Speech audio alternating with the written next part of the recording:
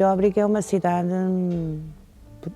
provincial, romana, que tem a sua grande expansão a partir do século I, mas que aproveita um óppidum anterior, ou seja, uma povoação da Idade do Ferro, e por isso mesmo ela é referida pelo Plínio como um óppidum de filiação céltica, de origem céltica.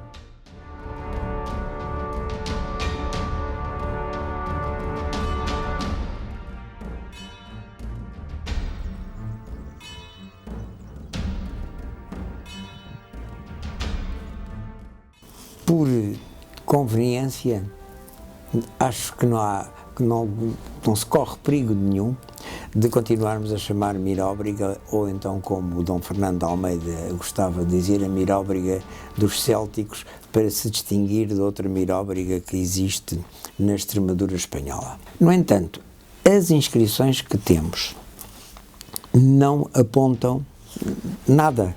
Quer dizer, mesmo aqueles pequeninos fragmentos em que tentamos ver municipes Mirobrigentium, acontece que são falhos. Há essa inscrição que foi encontrada perto de Miróbriga, perto das ruínas, em que determinado senhor se designa de Mirobrigenses célticos. Bem, essa inscrição pôs-me algumas dúvidas. Realmente está bem feita, parece mesmo que é romana, até acredito que seja romana, original, do tempo dos romanos. De qualquer modo, e pus-me sempre a dúvida. Para já é uma inscrição funerária. E depois é uma inscrição em que a pessoa, sendo da localidade, se identifica como tal. Não é normal. Nós vemos que as pessoas se identificam, por exemplo, ao cascalense ilustre, justamente para acentuar a naturalidade, sendo uma pessoa, digamos assim, que honrosa para a própria terra. Agora, numa inscrição funerária, era para se distinguir. Mas se todos eram mirobrigenses celtici, para que é que ele se haveria de distinguir? Portanto, enquanto nós não conseguirmos encontrar uma inscrição daquelas honoríficas que são dedicadas a um magistrado e em que, portanto, intervém a própria população, que se identifica. E identificando-se, indica o nome. Enquanto isso não se encontrar, não vale a pena nós fazermos grandes especulações.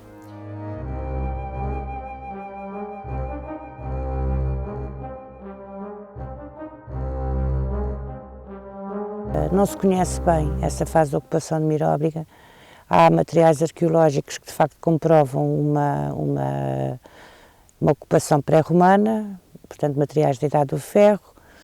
O que se vê, quase na sua extensão, é já a grande intervenção imperial, portanto do século I. Como é que se processa esse momento e qual é a datação desse momento não se conhece bem. É uma das necessidades de Miróbriga, é que se venha a fazer confirmação através de escavações ali na zona do Fórum, onde ainda há uma muralha que aparenta ser de origem pré-romana e algumas habitações também onde apareceram materiais da Idade do Ferro. Há que confirmar exatamente qual é o momento exato em que esta cidade passa a ser romanizada em pleno. Porque, como eu estava a dizer, a grande intervenção arquitetónica é no século I, mas há materiais arqueológicos que denunciam que já desde o século II, poucos, mas que já estaria na esfera de influência romana.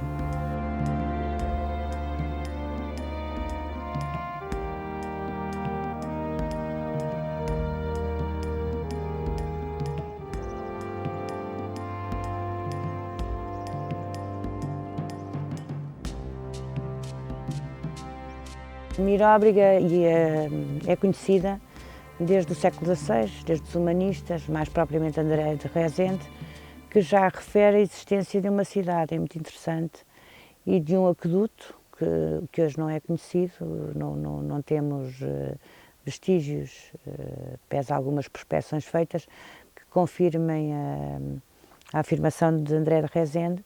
Grande outra referência é no início do século XIX já, e que se prende com o Frei Manuel de Lucenáculo, que vem a Santiago de Cacém.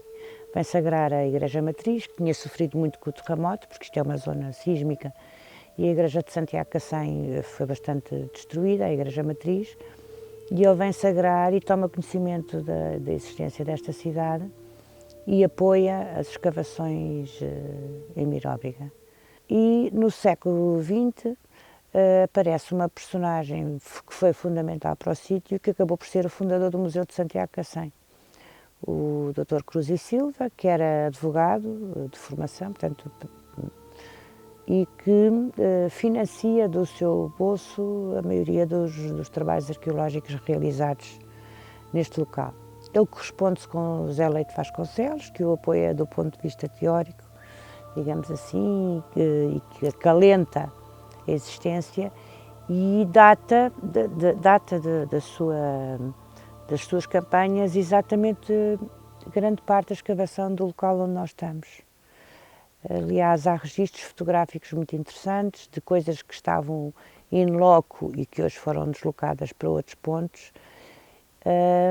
E de tal forma deve ter sido a sensação de imponência que de facto estes balneários têm, que durante muito tempo nos roteiros turísticos era citado, chamava-se as termas, a designação de Miróbriga era as termas de Miróbriga, e não desapareceu um bocadinho a ideia da cidade, centrando-se mais nas termas. Mas mais tarde entra o Dom Fernando de Almeida, que nos anos 70 foi fortíssimo e fez uma série de campanhas seguidas. Dom Fernando já não fala tanto nos balneários, mas fala numa fase inicial, num santuário rural, em que as termas, porque ele já as conhecia, já tinha sido feita essa grande intervenção de Cruz e Silva, que ele continua, mas até mais na área da conservação, ou mesmo reconstituição, chamemos assim, reconstituição, e investe bastante no fórum,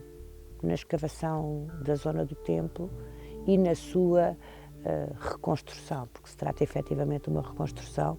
Numa primeira fase ele designa muitas vezes como santuário rural, porque há de facto pelo menos conhecidos 2 templos na zona do fórum, associando as termas à ideia da peregrinação, de alguma saúde, portanto, tratando-se de termas medicinais, coisa que não há prova nenhuma. Isto são os balneários públicos típicos romanos que davam apoio à cidade. Certamente até haveria outros, pode haver para a escala de cidade que já tem. Miróbriga tem um exemplo, para mim, fabuloso, que é uma inscrição, seguramente a inscrição mais debatida, mais citada de Santiago do Cacém, que é a inscrição dedicada ao médico Spacensis, que resolveu deixar uma quantia para se fazerem festas em honra do deus Esculápio. Sempre foi considerada essa inscrição como sendo uma placa, porque estava metida na parede do Hospital Velho, só se via a moldura e a inscrição. E, portanto, toda a gente pensou, uma placa, tudo bem, pronto, ok. Até que um dia resolvem fazer obras no Hospital Velho. E qual não é o espanto quando, na realidade, aquilo se tratava de um altar enormíssimo, com uma espessura muitíssimo grande, evidentemente para ser colocado num lugar público e até, porventura, no próprio fórum da cidade. Este é um exemplo típico, acho eu, paradigmático do que a miúde acontece. Essa é uma inscrição importante porque mostra não só a circunstância de se fazerem festas em honra de Esculápio, Portanto, isto a mostrar que ali uma das divindades mais veneradas seria Esculápio e, portanto, teria anualmente haveria festas em sua homenagem. Por outro lado, dá-nos uma informação que houve um médico de Beja, da atual Beja, porque se intitula Pacense, que veio ali, que ficou tão encantado com as festas, que resolveu deixar por testamento uma quantia para que as festas se continuassem.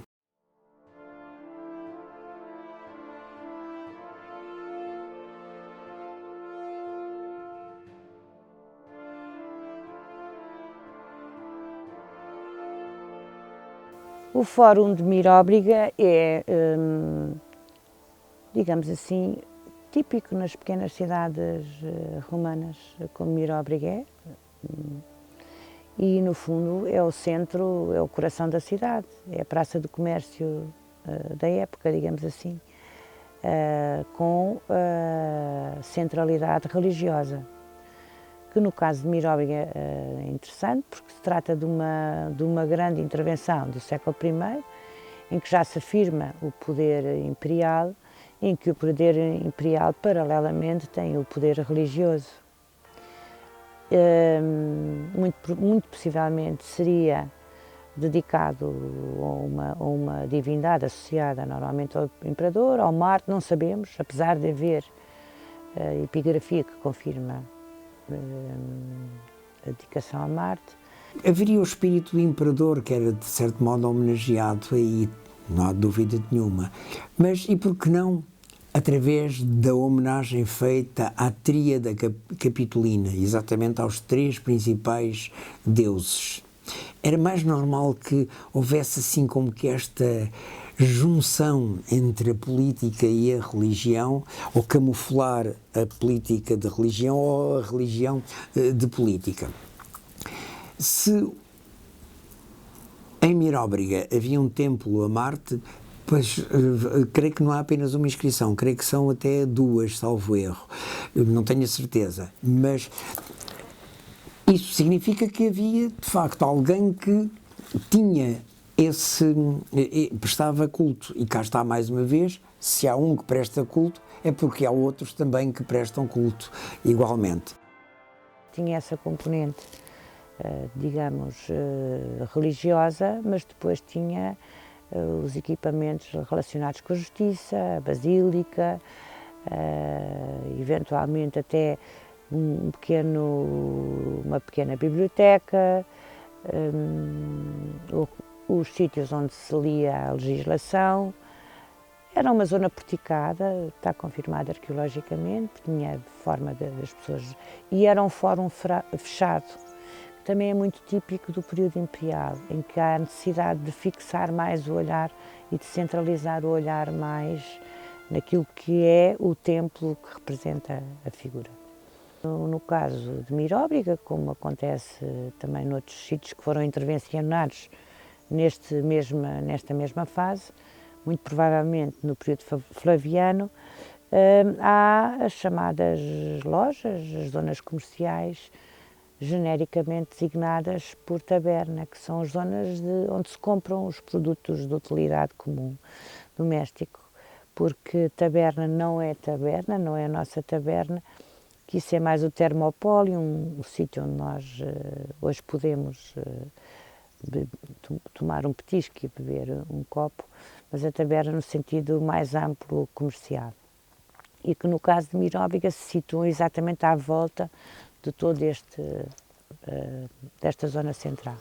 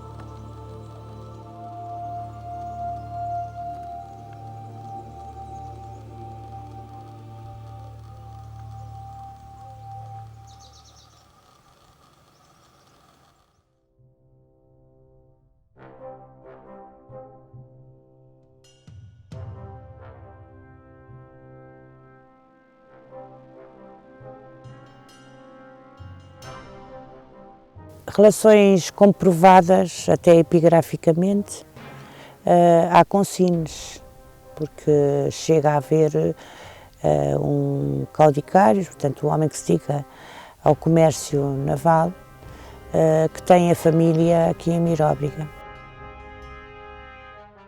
Não há dúvida nenhuma que Sines teve ocupação romana e também não há dúvida nenhuma que se hoje é o porto que nós temos, no tempo dos romanos o seria também. E era por Sines que se exportava ou que se importavam os produtos para Santiago do Cacém, para Miróbriga. Isso não temos dúvida nenhuma. Uma das inscrições em que aparecem umas letrinhas também foi interpretada por Hübner da segunda metade do século XIX como pertencendo a um tal caudicários. Ora, um caudicários é um senhor que é um armador que é simultaneamente um negociante. E isso tem sido realmente interpretado como esta grande ligação que existe, ou que deveria existir, entre Santiago do Cacém, Miróbriga e Sines. No entanto, cá está, é outra das inscrições que nós temos apenas uma hipótese de interpretação. Mas, sem dúvida nenhuma, que há todo o tipo de outro relacionamento com Alcácer do Sal. Aliás, temos moedas daqui que muito possivelmente foram cunhadas em Alcácer do Sal. É uma relação próxima, é uma relação que muito também não está confirmado, porque não há marcos miliários, mas, no entanto, estou quase certa que havia uma ligação viária até Alcácer do Sal, passando pela zona de Grândola, de hoje Grândola, e também com o sul, para Alvalade do Sado, onde a riqueza agrícola e a exploração já em período romano está comprovada e, portanto, temos aqui uma relação para o interior, por um lado, para a zona dos minérios e da serra, e, por outro lado, para o mar. Portanto, estou certa que haveria um relacionamento estreito.